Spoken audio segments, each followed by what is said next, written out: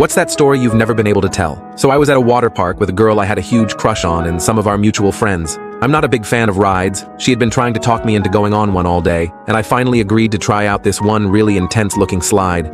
Basically, you go down the slide while sitting on this big inflatable thing, and it was for two people, so naturally I got paired up with the girl I had a crush on. We both climbed into the inflatable, which had these little handles on it for you to hold on to when you went down. When we went down the slide, it was way faster than I thought it would be. I accidentally let go of one of the handles, tried to grab it again, and ended up grabbing her hand instead by accident. I was really embarrassed, but she put her other hand on top of mine until we reached the bottom. I guess she thought I was scared, which is also kinda embarrassing, but it was a nice moment. She later went on to be my first kiss about 6 months later, and we're still close friends today.